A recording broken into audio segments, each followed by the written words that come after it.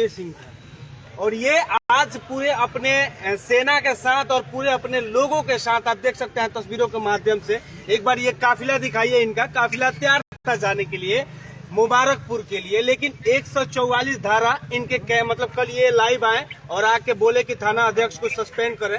हालांकि वहां के एसपी ने तुरंत एक्शन लिया छपरा जिला का और तुरंत उनको सस्पेंड कर दिया गया। उसके बाद ये जब तैयारी हुए जाने के लिए तो लगातार ये प्रशासन इनको फोन कर रहा है। 144 वहां लग चुका है। यहाँ इनका जाने का मतलब कि इनको अरेस्ट कर लिया जाएगा।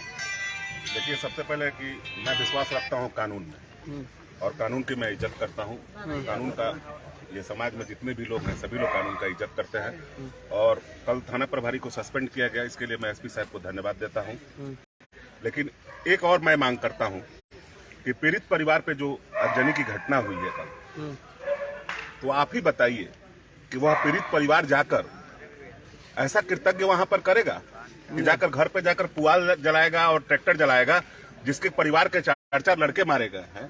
वह परिवार ऐसा काम करेगा? कुछ असामाजिक तत्व लोग बिल्कुल ऐसी घटना किए हैं। तो मैं गौरव मंगला जी से बस यही कहूंगा कि इसकी निष्पक्ष जांच होनी चाहिए और पीड़ित परिवार को जो दोषी इसके फल होना चाहिए। जो भी दोषी हो उस पर कार्रवाई हो, लेकिन उस पीड़ित परिवार को परेशान न किया जाए। पहले ही घटना घट चुकी है।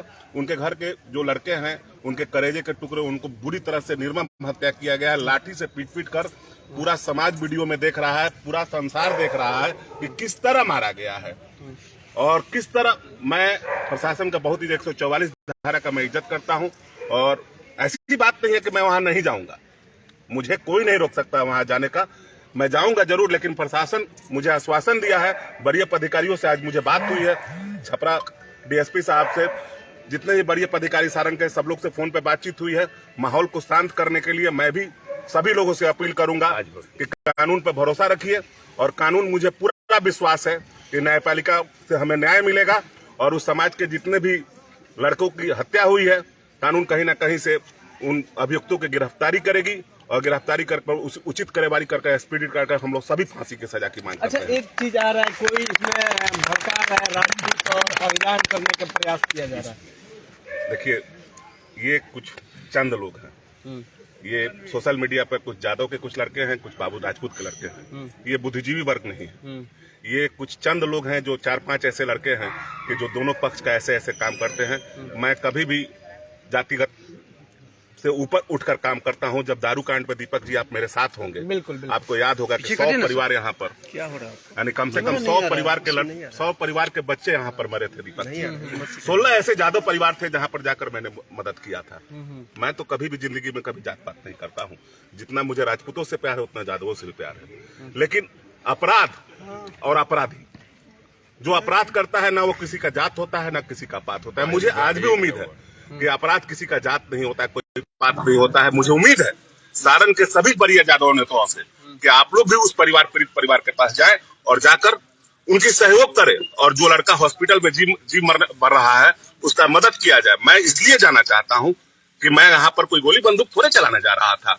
मैं जा रहा था उस परिवार को आर्थिक रूप से मजबूत करने के लिए।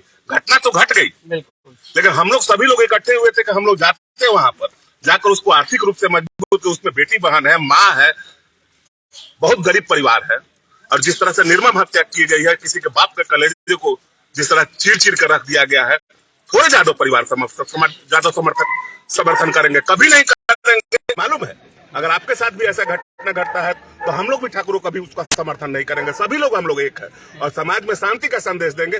वो लोग भी शांति का संदेश दें, हम लोग भी शांति का संदेश दें।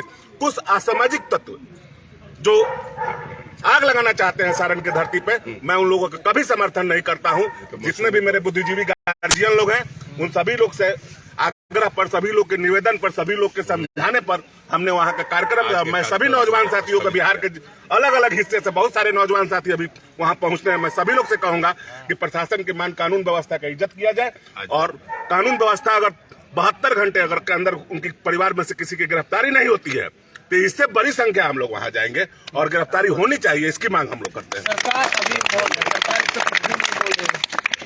सरकार, मुझे मालूम है कि बड़े भाई जदयू के नेता संजय भैया, मुझे कल संजय भैया से बात हुई, वो गए थे वहां पर, उस लड़के का फर्द बयान हुआ है और जो भी उसमें आरोपित थे सबका नाम संजय भैया ने दिलवा दिया है। संजय जी भैया ने मुझे आश्वासन दिया है कि कल भी मेरी बात हुई, काफी देर तक बात हुई, सरकार के लोगों से बातचीत हुई।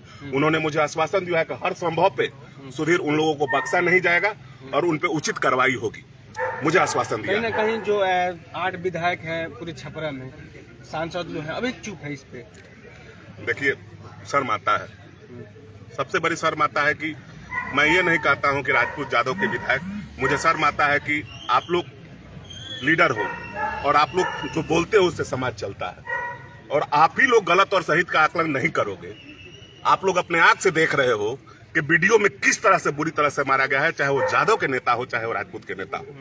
उनके आंख में हमको लग रहा है कि कहीं ना कहीं भगवान ने उनके आंख को छीन लिया है कि उनको आंखों से दिख नहीं रहा है।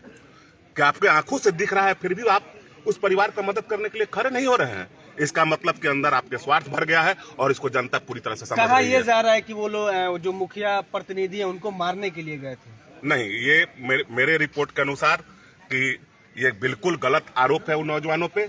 उसमें से किसी भी नौजवान का आपराधिक इतिहास नहीं है। एक लड़का जो है वो छत्तीसगढ़ में पढ़ रहा था, पढ़ाई कर रहा था, और किसी का भी आपराधिक इतिहास अगर हो तो उन मुखिया पति का बात को जरूर सुना जाएगा, लेकिन मुखिया जी के पति का कहीं ना कहीं आपराधिक इतिहास है।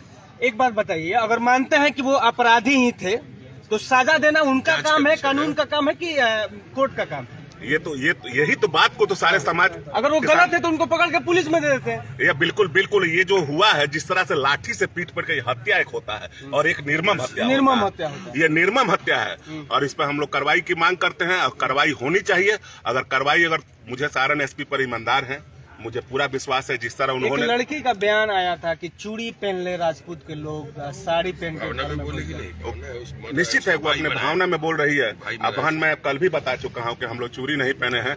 देख लो तुम्हारा भाई सब कितना इकट्ठा हुआ था और हम लोग जरूर वहां जाते तो वहां पर तुम्हारे न्याय के लिए, तुम्हारे लिए हम लोग जरूर अपील करते हैं और समाज से अपील करते हैं, सभी लोगों से अपील करते हैं और वादा करते हैं कि तुम आपके दरवाजे पर आएंगे और जितना भी हमसे आर्थिक मदद होगा मैं मदद करने में विश्वास रखता हूँ।